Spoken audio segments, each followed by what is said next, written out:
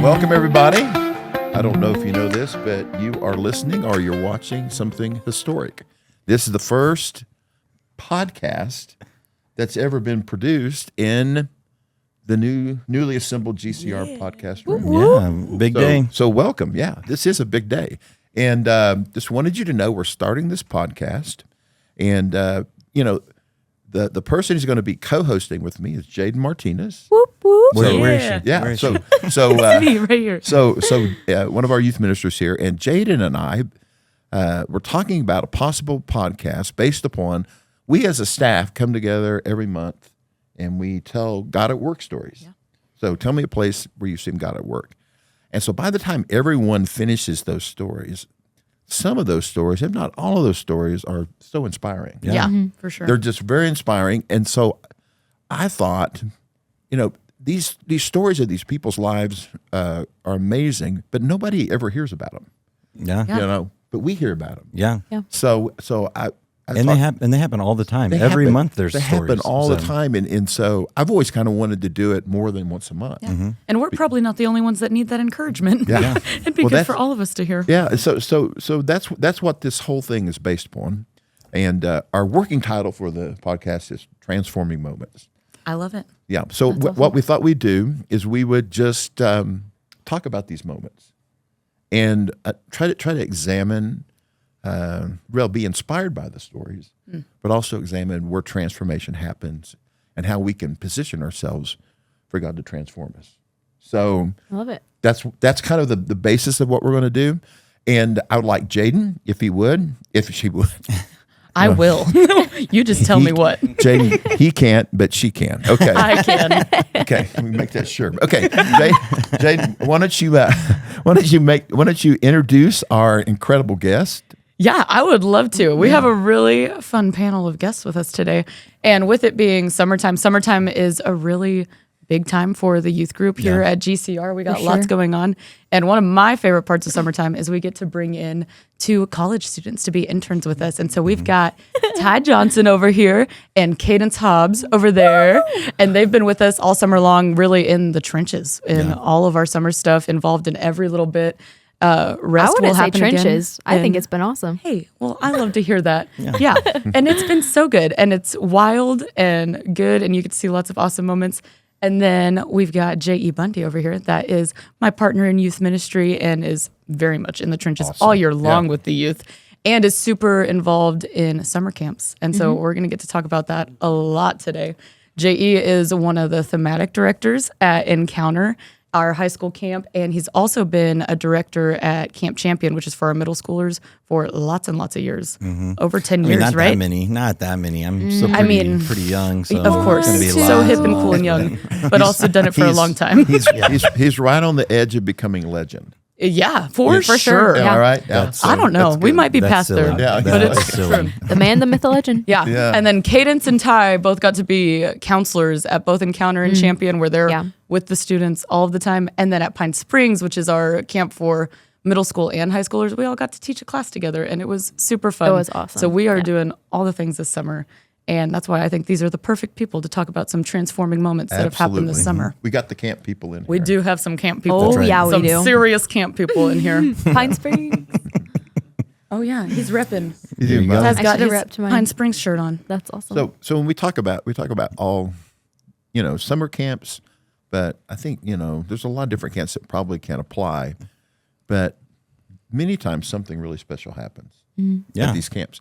And so that's why we wanted to have you come in. But before we talk about those special moments, just kind of go around the table here and share maybe some fun moments you've experienced at camp over the years, maybe a funny story or just something that was so incredibly bizarre that you don't know anybody would ever believe it, but now that you have a chance to tell a story.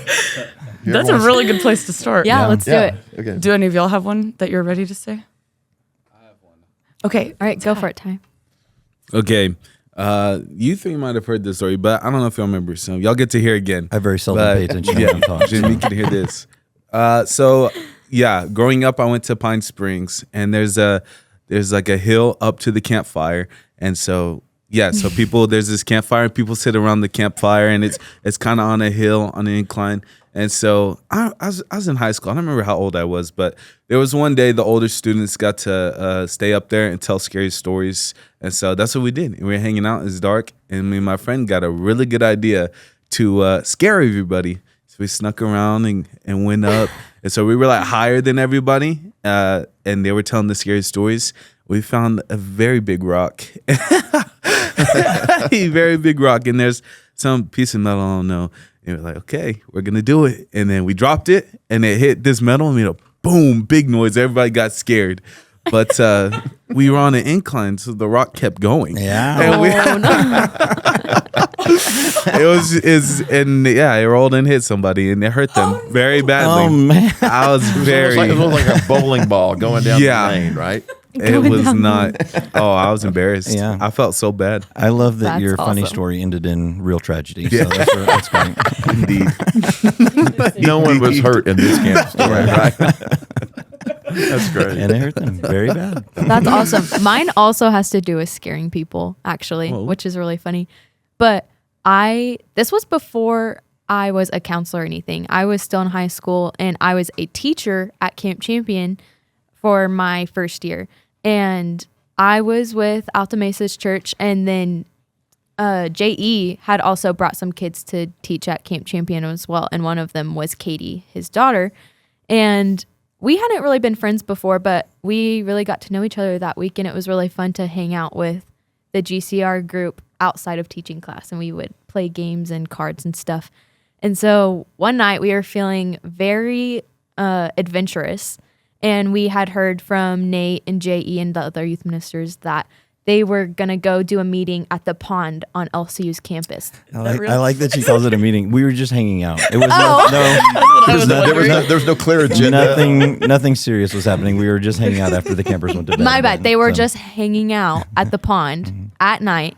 And so it was me, Katie, Will Bundy, and Taylor Stevens.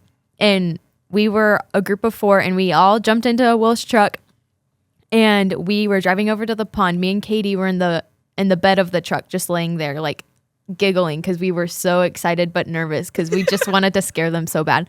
And we get to the pond, we all get out, and we're like, there's a big sidewalk around the pond. And so we're like creeping along the sidewalk to try and get up to them. And apparently the youth ministers, what is your perspective from this? Like, did y'all see us? Yeah, we saw you before you even got out of the truck. We were because Will. We knew it was happening hours before. Will was driving the lights were off on the truck, and it was the middle of the night. And so we're like, we were trying to be sneaky. They're up to something, and so we watched them park, and then we watched them walk around the long way of the pond, and we had decided that whenever they got to the furthest point away from us on the other side of the pond, we were going to get up and bolt. So that's what we did. So Amazing. from our perspective, we thought we were being very sneaky, and we were going along the sidewalk. And when we did get to the furthest point, they bolted, and we were like, "Oh, go, go, go, go!" And we start like sprinting because they all got in their cars and like drove away so fast.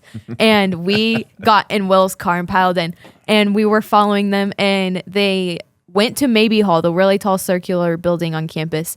And they went in there, and me and Katie, it's just maybe Will and Taylor were there. All I remember is me and Katie. Mm-hmm. And so we were sprinting, and Maybe Hall has these like circle stairs. Since it's a circle building, that would make sense, right? Mm-hmm. And so we're sprinting, trying to find J.E. and Barrett. And we get up to the top of the stairs, can't find them. So we start sprinting back downstairs because we're like, oh my gosh, we're probably losing them. They're probably about to run out of the building. And we're running down the stairs so fast, out of breath. And we get to the bottom of the stairs, and J.E. and Barrett jump out from out of nowhere, it seemed like, and scared me and Katie instead of me and Katie scaring them. And I just remember being on the stairs, like hysterically laughing, maybe crying a little bit from like being scared. I don't remember. Scared in. But I just remember that will always be a fond memory I have of Camp Champion with Katie and trying to scare J.E. and Barrett. And it was such a fun time. It was a pretty proud moment. I was really happy with how we reversed that. So were there any rules broken in what you go? Were there Several. Several. Okay. That's probably and based upon Ty's story. I think so one of the things about having fun at camp is break some of the rules. That's right. I mean, just be honest, right? Yeah. Yeah. Anyone else? Yeah. So Ty's story reminded me of one. It involved that same hill at Pine Springs. Oh my gosh. Several years ago. I used to have a golf cart, and I would take it to camp with me and drive around because I thought adults at camp driving golf carts were really cool. And so it's very cool. Yeah, and so I had taken the golf cart up there, and we drove up that hill up past the campfire a good ways. I don't know how far it is, but we drove up there a pretty good ways for a picnic one day. And then me and my friend Cliff McGraw were sitting in the front of the cart, and then it was like a dump bed back of the golf cart. It was like a utility golf cart, not an actual golf cart. And in the bed of the golf cart were my wife, my son, and my intern at the time. Her name was Brooke. And so I was like, I'm going to see how fast I can go down this hill. It was a really steep hill. And so I was like, I pulled out a speedometer app on my phone. I was like, I'm going to see how fast I can get this golf cart going. And so we waited for all the students to get far enough down the hill that we wouldn't catch up to them. And I just floored it. And I was just watching the app on my phone. I'm like, and we got up to 30 miles an hour. That was my goal. I wanted to go 30 miles an hour on the golf cart. So fast. And so we got, it was so fast. It was so fast. So speedy. Yeah.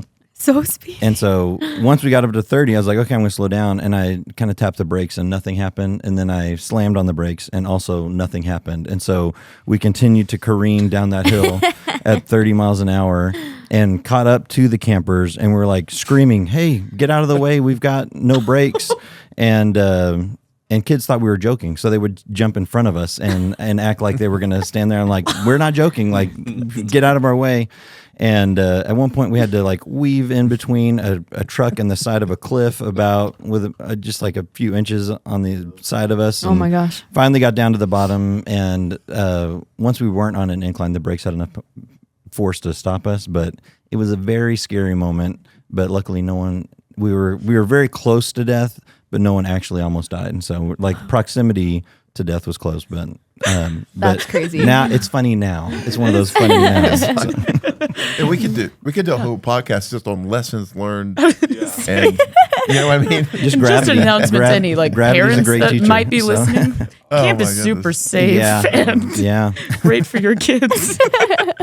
My funny story that I was thinking about happened this year as a director at Camp Champion, which is very silly. But Cadence brought up one of my favorite parts about our middle school camp is that some of the high schoolers get to come to that camp and teach the classes to the middle schoolers. And it's just really cool to see them do that. And so I was visiting one of those classes, getting to be a part of that. And this class was actually taught by the Alta Mesa teens. And they did a whole class and set it up like it was a medieval castle. Like they had decorated all the walls. They were all dressed up as knights and jesters and wizards. And I don't know what Rachel was. She was like some kind of goblin or something. Gremlin or something. Yeah. It was a commoner. Crazy. Maybe.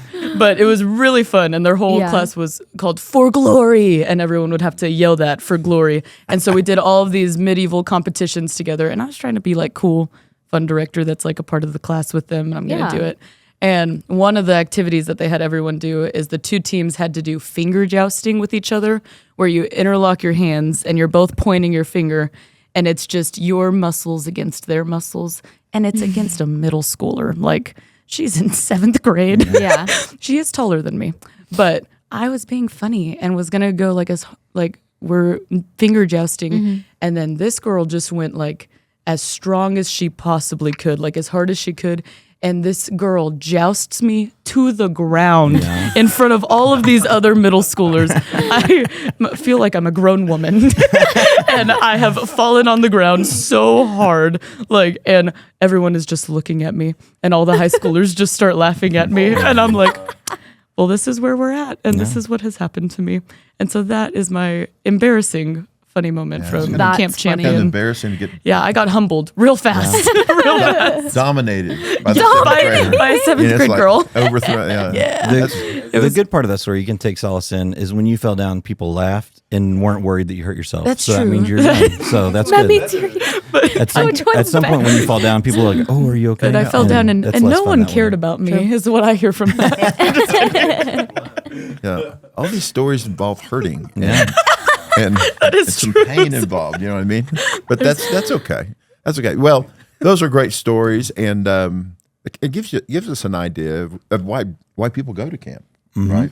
And why for most people that go, it's an enjoyable experience, and they really grow. And so I want to take a little bit of a turn and talk about the reality of transformation that happens in these environments. I remember it was even for me all those years ago that I can remember these moments that happened at camp that really changed the way I view God, the way I changed how I looked at other people, and it all happened there. And so I think I want to ask us the question: what do you think it is about a camp environment that fosters transformation, that fosters God working? What do you guys think? Just what are some of the factors or characteristics of camp that make transformation just really part of what happens? Yeah. I think for me the biggest factor, one of the biggest factors, I don't know if you could rate them, but one of the biggest factors is just the fact that you have dedicated this whole week to being totally immersed in this experience. That it's not just something you go to for a little bit and then you go back to your normal life. It's a whole week of being immersed in this place, surrounded by people that are all on mission to put you in a place, but as a student, to put you in a place where you are going to have some kind of interaction with God in a new and a unique way, and with that length of time being immersed in that, like I just don't think that you can help but meet God in a new way. And so I think for a lot of it, like that's the power of camp, is that for a whole week we have we've dedicated all of our attention, all of our energy, all of our efforts to this one thing that we're doing. And we're doing a lot of different things during camp, but camp is the thing that we're all doing. And so I think just that extended period of time where we live in that world just gives us so many more opportunities than we encounter on a regular daily basis to actually meet God and spend that time with Him, for Him to do that transformation in us. Yeah, that's good. I like that. I think one thing for me, when I went to camp, I was pretty young, middle school and elementary school. And I remember some of the counselors I had, they would have been in high school. Some of those same people I'm still in relationship with to today, and they still pour into me. And how the week is very important, but like it's very long term relationships that are made there that have really impacted me. That's good. Yeah. I think for me, it's kind of a combination of both of those things. I think this idea of intentional attention, if that makes sense. Like it's a full week of God is going to have my attention, and I'm going to actually focus on Him. And I think when we give Him that kind of space and that kind of focus and that kind of attention, He has room to really show us some things that are harder to see when we're in the busyness of our life back at home, or we have all these other distractions like our screens and entertainment and school and sports and all of these things, where when you're away from home for a week, we make room for Him to show us things and see things. But we also have hundreds of other people that are surrounding us that are pointing us to that are saying, that are experiencing the same thing. Yes. And all of them are on your same team, like of we're all in this together and we're all wanting to see more of God. And when we all are like in that focus together, I think really amazing things happen because the Spirit's welcome in that place and has room to move in ways that we don't always give Him the space for. Absolutely. Yeah. I want to retweet everything that y'all said. I think Double ditto. I think everything y'all said is really good. I think that the biggest You might thing have the opportunity to do that. To do what? To Retweet retweet it. retweet what everyone is just. Yeah, I was about to say I really resonate with I really resonate with what Ty said about community and meaningful relationships, and I think that was always a really big thing for me growing up going to camps, was knowing that I was going to a camp with like-minded people that kind of like what Jaden was saying, we are all striving and longing for the same thing, and having an encounter with God or an interaction with God or the Holy Spirit that week with like-minded people. And that was always really encouraging to me and always made me really excited to go to camp in the summers. Yeah. So when J.E. was talking, and really when all of you were talking, a word that came to mind, you guys have already said a lot of words, but one word is just expectancy. You know what I mean? So when you go for that time and everybody's there for that week, everyone that's there kind of knows, that we're here for a specific thing. Yeah. And you have expectancy. You're and you're available. You know what I mean? You're available. And so those environments become meaningful because this is what we're here for. This is the expectancy. This is the expectancy. That's wonderful. Yeah. Well, and I think too, like just talking about like all of our funny stories. Yeah. Those stories are funny because it's something that happened that you didn't expect, right? Like it's like when things go wrong, when things don't go according to plan, like it surprises you, and then they're like, "Oh, that's funny. I didn't realize that." And I think that with camp too, you have those moments because I would love to think that everyone comes to camp, with the expectation of I'm going to go and I'm going to spend a week with God, but I think there's a lot of students that go and they think I'm going to find a cute guy or a cute girl, and I'm gonna flirt it up, and I'm gonna I'm gonna do whatever, and they come. No, that doesn't happen. You'd be surprised, but I think it has once or twice. I think you may have described my camp experience 40 years ago. So maybe anyway. mine too. But I think some of the most beautiful experiences are when those kids come and they're surrounded by all these people. They're in this environment where everyone is moving in this direction. So even though they haven't come for that, like it still happens to them. And so those are those unexpected moments where you think, oh, that kid's not going to get anything out of this because he's not paying attention or she's not paying attention. And then all of a sudden, Spirit smacks them in the face and something happens and they're like, oh, I'm broken now, or I'm changed now, or like, or not I'm broken, but the wall is broken. Right. And so I think whenever those unexpected moments happen too, like that's a really beautiful thing. That's a really cool part of camp. Because the God is working there, whether you are accepting of that or not. But He's working all around you. Absolutely. Even God can break through those hearts that may not even be expecting it. Yeah. And the ones that are resistant to it too. So yeah, that's wonderful. Did I hear something? I don't think so.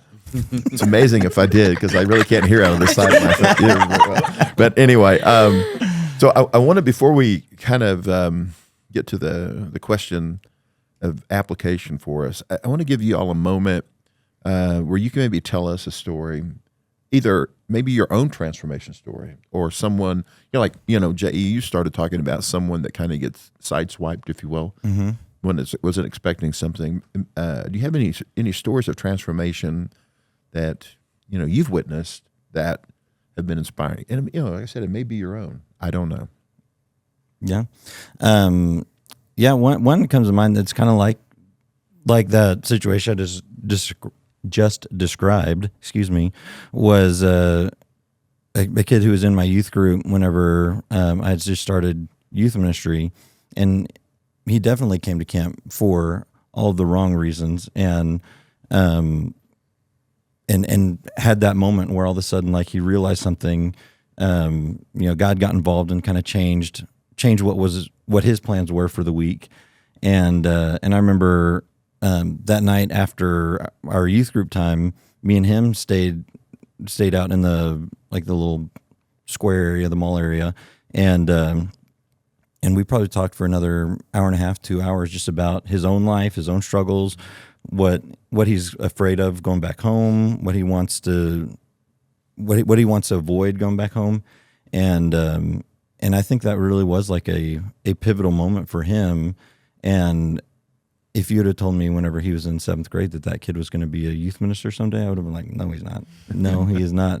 But he is a youth minister now. And so like That's awesome. and I don't know that it's just that one moment that happened, but I think that was the beginning of changing his viewpoint. And then all of a sudden he was more receptive, he was more expectant, and he found those moments moving forward that kept contributing to that transformation, because it is a process. But that's a really cool story, and I still keep in touch with him. He's a good guy. That's cool. And a youth minister. So he's great. So Top notch. That's good. Anybody? In looking back on my years, because when I was young, my father passed when I was 9, and I remember I just remember those camps and all the people that poured into me, and even just like financially, people paying for my camp. And like when I was 9 and 10, like I just got to go to camp. I don't know how it got paid. I don't know. Like, and growing up, I'm like, wow, like the generosity that people gave me and just pouring into me is huge.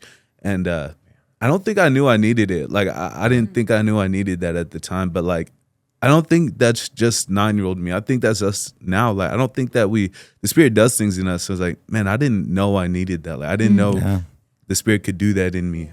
That's something that's been, I think, like Jay said, like we don't always expect the Spirit to move in the way He does. And sometimes He does, but I was struck by that. I think it's a cool way that God can use these camps, and just uses people. Absolutely. That's awesome. Very, very significant. Absolutely, man. Thanks for sharing that, Ty. What an inspiration that is. I can just it is for me. Yeah, It didn't for even sure. happen to me. Yeah. Like, imagine what it is for you. Yeah, well, and I love the idea of like a vicarious blessing, where people were blessing you by sending you to camp, but years later, like I'm blessed because I got to spend this summer with you, because Right. something happened on that camp that eventually led to you deciding that you wanted to do an internship here, and so like all of our lives were richer because someone poured into one person. Yeah. I don't even know who that was that poured into you, but I'm really thankful for them. Yeah, for sure. Excellent. It's huge. One that comes up for me from high school was at Encounter. Whenever I was a camper there was a class that Stephen Smith did, actually.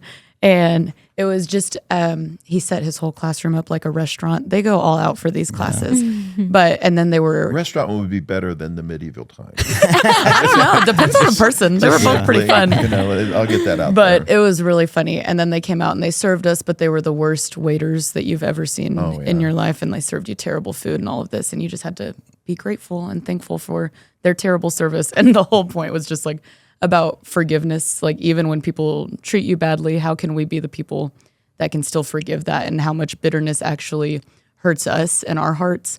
And that year I had gone through some really, really hard stuff with my friendships, and had gotten in a big fight with my best friend in high school, and where she was really treating me in ways that were really hurting me, like leaving me notes that were really hurting me, but I didn't want to tell anybody about that because it was embarrassing and all of those things. And like beating myself up about like, what did I do to deserve this? And how could I have done something different to not end it like this? And it was through that class and talking to those teachers that I actually ended up writing a letter to that girl, forgiving her and giving that to her that week. And she texted me back, and it was just this huge moment of reconciliation between me and that girl that I thought would never happen. But it only happened because someone helped me see how God sees her and how God sees me, and that the way that she treated me didn't affect my value and who I was. And I got to go into worship the rest of that week of just letting God pour into me about who I was, and I really needed that. And so I left that week transformed by knowing more of who I was because of how God sees me, but then also getting to come home and see other people the way that He sees them, even when they mistreat me or I feel like they're hurting me. Like, I can still love those people and be who He's called me to be in those situations, and not let that affect how I see myself. And so that was a big camp transformation moment for me in high school. That's amazing. That's awesome. That's amazing. I think the first thing that came to my mind was in 2019, in the summer, because that's when summer camps happen. True. Right after the spring. Most of the time. Right after the spring into summer. Yeah. And I was entering into a really hard summer that I didn't know was going to be really hard for me. My dad is a preacher at my hometown church, And we have been at Alta Mesa for about 10 years or so, and we were really settling in. I think I was about a freshman or sophomore in high school, and he and my mom let me know that they were thinking about moving churches, and he was interviewing with different churches and things like that. And there was a really good opportunity for us to be closer to my mom's family in Houston at a church down there. And I was just really sad because I grew up in Fort Worth for about 10 years or so at this church. And moving is hard for everybody. Moving places, new things, new changes is always really hard. And so I wasn't allowed to tell anyone that was happening. I wasn't allowed to tell my friends or the rest of my family or my youth minister. They just encouraged me to keep it to myself. And so it was really lonely because it was hard to feel these conflicting feelings of like, I want to be supportive of my parents and what they want to do, but I really want to stay here with my friends and still be a part of this church. And so camps were really hard for me to enjoy because I kind of had this idea of like, okay, this is my last encounter. This is my last champion. I just had this mindset of like, these are all my last things I have to do. But nobody knew that. That's a lot to carry. Yeah, it was a lot to carry. Yeah. And so at Pine Springs, in July, I was entering into a week where I was going to find out if we were moving or not. Like my parents were going to text the sponsors that were there with Alta Mesa, and they were going to tell me if we were moving or not. So it was just a really heavy week, and it was really bad. The week started off kind of terrible. I was not excited, and I finally decided to not. Mom and Dad, I'm sorry, but I broke the rules and I told my friends that week because it was just a really hard week. It's hard, yeah. And there was like a night of movement on Tuesday or Wednesday, and I was just like, I just have to tell someone. Like, I need to tell someone that can support me before I find out that I'm about to move and leave my friends forever. That was my mindset. And so I tell them. It was a great moment. I felt so much better that I had people that I could tell. And then I just started having these thoughts about baptism. And I was like, my mindset kind of started to change. I was like, okay, if I want to enter into this next season of my life where things are new and different and scary, then I want to do that with God, and I want to make that commitment with Him, and I want to trust Him in that. And that even though this is not what I want for my life, like if this is what God wants for me and my family's life, then that's good with me. And so I wasn't super set on it. And then I was like, okay, I think I want to get baptized. And then one of my friends the next day came up to me and they're like, Cadence, I had a dream last night that someone was getting baptized at Pine Springs. And at the end of the dream, I saw that it was your face and that you were the one getting baptized. And I was like, that's crazy, because this whole week I've been having these thoughts about getting baptized. I've been thinking about that, and I want to do that. And I think that was just a really small and cool way that God was like, absolutely, this is what you need to do. This is what I want for you. I want you to get baptized, and I want you to commit to me through this next season. And then, so I was like, okay, this is great. Like, I'm so excited. God is working in cool ways, and I'm going to get baptized. And then the next day, I found out that we were going to stay in Fort Worth and that we weren't moving. And obviously I was so excited, but I wasn't about to not get baptized because, because I wasn't moving anymore. Didn't really have anything to do with the other. Right. I thought it did. And then I realized that this was just something that I really wanted to do. Yeah. So long story short, too late.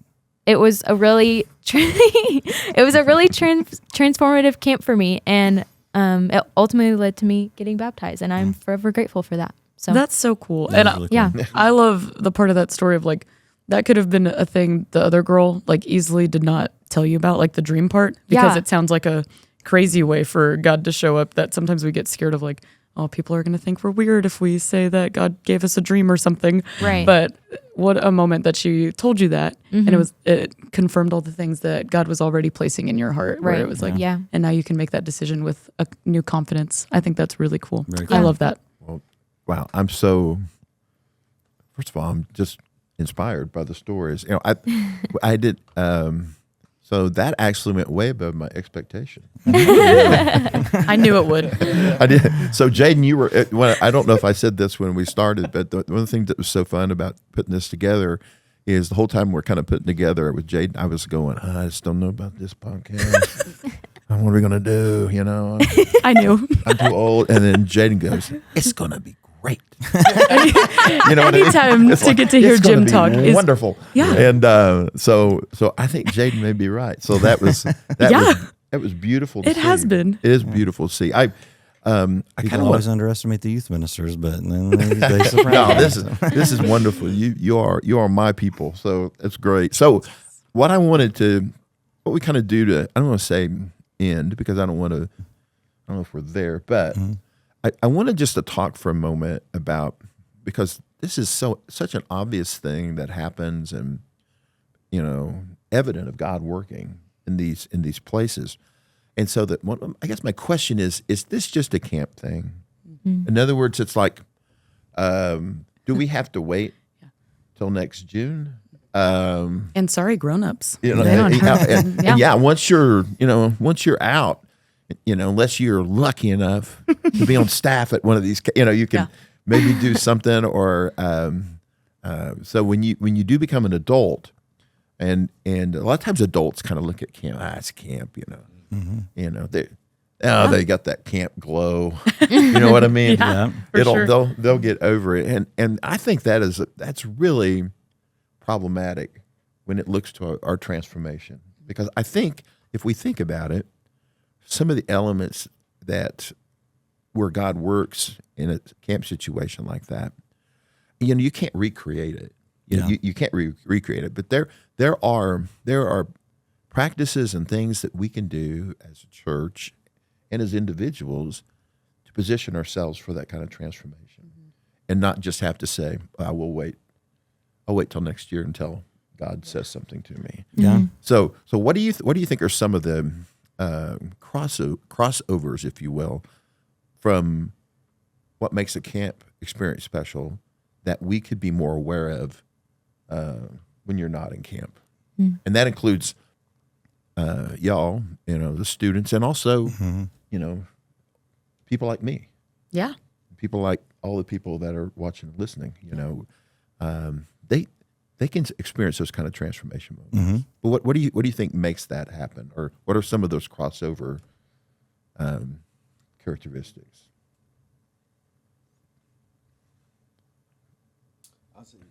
I remember you had said something that sparked my brain, and you were talking about how I'll say I've heard people talk about that, the camp high. Is that what people say? Camp high, come down on the mountain, and then when you leave camp, you're kind of down here like, oh, this isn't gonna last forever. But I was kind of a little bit discouraged maybe by that talk, but and it's true, like you're not on that mountain forever. But I was struck. I was thinking, like, how many times in like Acts does it say, and filled with the Holy Spirit, somebody did this, and so like they weren't on this high the whole time, but like when they were. They did something, and like, and you may go down the mountain, and there will be hard times, but I don't know, like, that's okay, and do something with it. And so many times I think like that camp high, that stays at camp, and then it's downhill. Yeah. But I don't know, maybe this is more for students, I guess. But like I don't know, it's okay. It's something I've learned, but that makes sense. Good. But that's really good. No, I think that's so good, because I think what you said, like that same spirit that we're experiencing at these camps doesn't stay at camp. Like it's not like once we leave camp, then we go back and that's where the Spirit lives. The Spirit lives in us, right? And so like getting to understand that, like that same Spirit that we are experiencing and we're interacting with and we're getting to speak to and be spoken to at camp comes home with us and is with us all of the time. I think what's different is the attention, like we talked about at the beginning, is like, can we actually get ourselves to give him the attention that he needs to work in us and through us? And that's when we're like filled with the Holy Spirit. We're able to do those things that we did at camp in a special way. But you talking also brought up something that I want you to share about. Will Bundy had shared at Pine Springs about how it's not a special place. If you'll talk to us about that. Yes, Will Bundy did say, and y'all helped me too. Y'all were there, but we were talking about. See, I already need your help. J.E., what was the question you asked the group? Do you remember? I don't remember. Okay, that's okay. It was probably. I was gonna say it's probably just like yeah. what was something great about camp that you don't want to forget. You want to bring home with you something along those lines. And Will hadn't been to Pine Springs in a while, and he got to say like he said like, yeah, this place is special, but it doesn't have to be special. And he said he's like, yeah, we can take this home with us. Like, why don't we, like, all the people are here, all the people will be in Midland, so like why can't we do this in Midland? Like, why can't y'all help me. Yeah. But that's that was great. Yeah, I think yeah, that just was a why- good summary. Yeah, kind of the idea of like looking forward to the time where Pine Springs is just like every other place, because every Yeah. place is like that. So, Yeah. and just living like that every day. So, yeah, And I think thinking about adults, it feels like a harder question, but it shouldn't be. Like, but I think it is the busyness of adult life, and you have families and all of those things. But I love that question that we're asking is, how can we bring things like a camp experience to not just teenagers, and what does that look like? And one cool way that I've gotten to see that here at GCR is through our Christian practices retreats, which it was a very unique thing for me that I had never experienced, like in my adult life, that there were these times where we could all just go off with adults, and it was just a little over 24 hours, right? Right. It was under 24 Under hours. 24 hours. It felt like such a great time, a grateful day. Seemed like 3 days. Yeah, in the best way. But we go and we spent the night with all of these other people, like 20 other people, and that whole less than 24 hours was just filled with Christian practices of what we're talking about here, of things that actually help us pay attention to what God's doing, and doing that with each other. And one thing we hadn't mentioned that I think does make camp special and maybe transformational is those conversations we're having at camp all the time. Is you're talking with each other about what God's doing in your life. And I think that's so important about that community, is we're all paying attention together. And so I love the Christian practices retreats that do that. We do something, but then we're also talking about it with each other and involved in how God is working in our lives, but also how God's working in your life and your life. And it's been a really special thing. Well, that's interesting you bring the Christian practices retreat up, because, I was kind of thinking the same thing. Our last Christian practices retreat we had was the first one we did that was, in town. And so, Alan and I were really concerned that, they were just going to, after one night, we may never see him again, because I'd have to come back. And it was just a unique group of people that became so incredibly close in 22 hours. And they were all like sharing their contacts, the text threading, you know what I mean? And they were saying, we got to keep doing this. And it really inspired me. And we're hopefully putting something in place this fall at GCR, where we're going to do, I don't know what we're going to call it. I'm really big in, we got to call it something, but maybe call it Recharge. And where, maybe on a Wednesday night, about once a quarter, I don't know how many times, but we get all the people who've been, we invite them to come, and we renew a love for Christian practice. We talk about it, we practice it, we share community together, because these people were just like starving. They said, man, I desperately need this kind of community. But quite frankly, to get people to commit to 22 hours is almost impossible. It's hard. And so our biggest challenge is just for people to say, hey, I can do that. And I think that's a lot to, going back to what we said about the expectations and the, we're here to do this. So when we are even here, we're not really, so many people aren't really here to be transformed.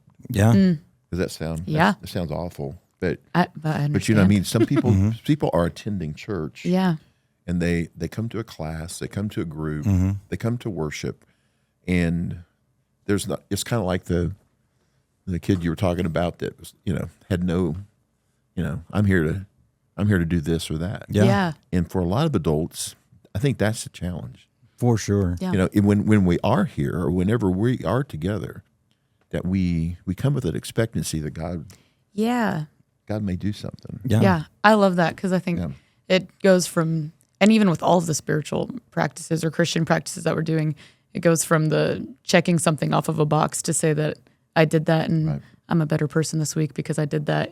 And turning it into the question of like, when I do this, how am I going to see God move? And how can I share how God is moving with other people? I think that's a really cool shift to go from. It is. It is. For sure.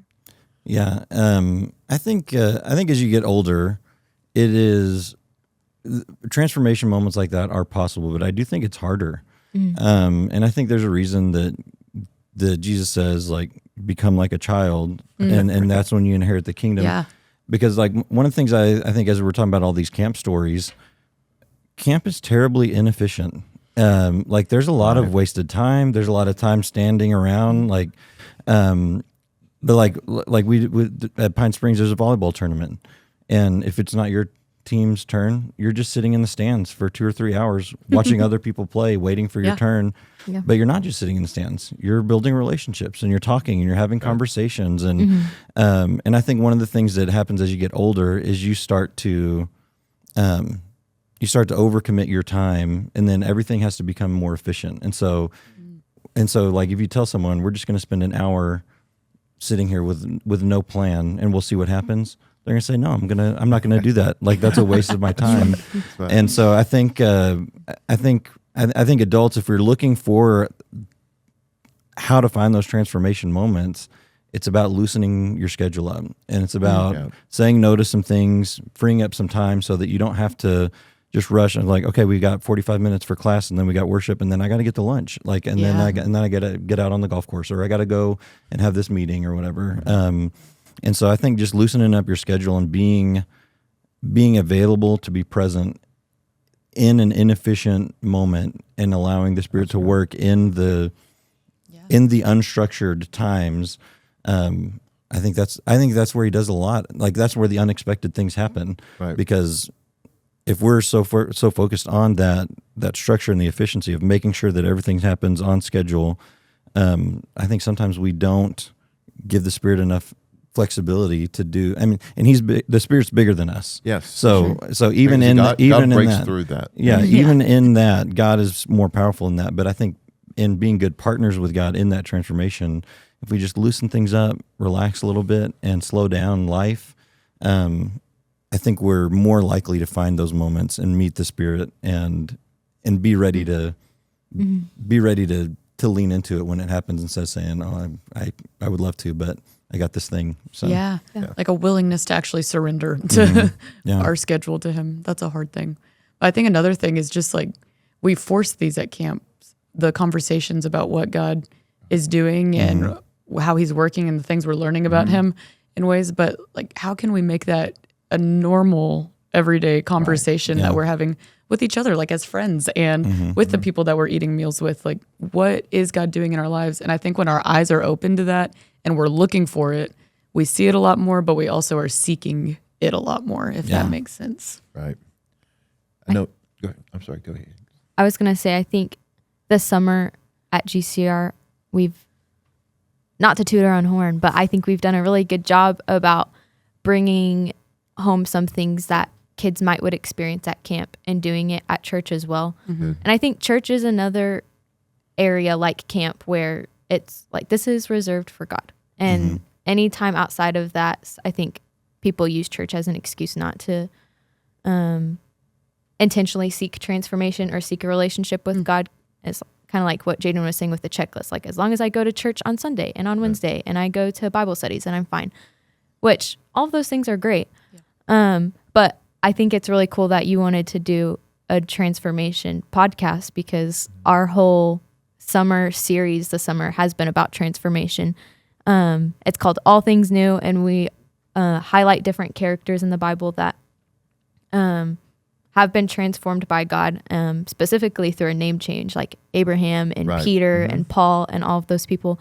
And it's been really cool on Wednesdays to see as a team how we can come up with different spiritual practices or applications that we can show to the kids, like to take that intentional time in church but that's also giving them tools and resources to be like, this spiritual practice is being done at Wednesday church tonight, but this is also something you can use and do outside of church as well.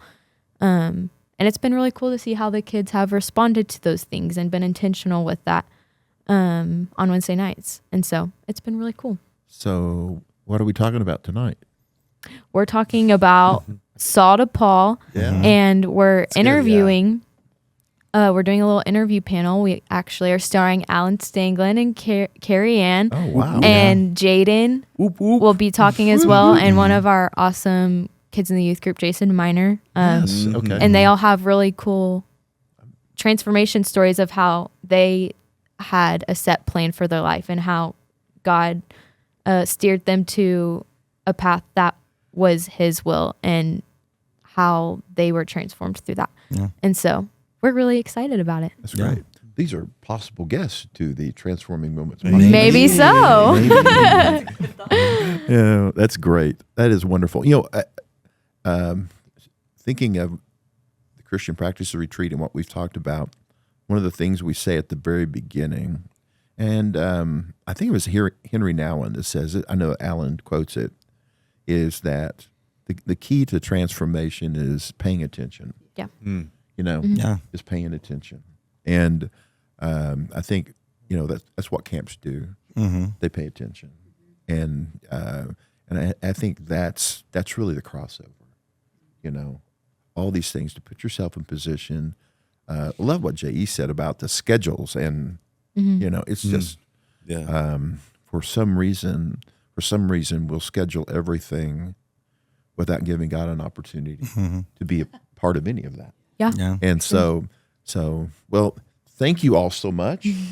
Yeah. Of Thank course. you Thanks for having This us. has been fun. Yeah. Thank you so much. This was awesome. I appreciate Cadence the most because she said, this is a great idea to start this Transforming Moments podcast. I was like, way to go, Kate. Yeah, maybe so. No, That's your soundbite. Put it on TikTok. You got it. You got it. There's your reel.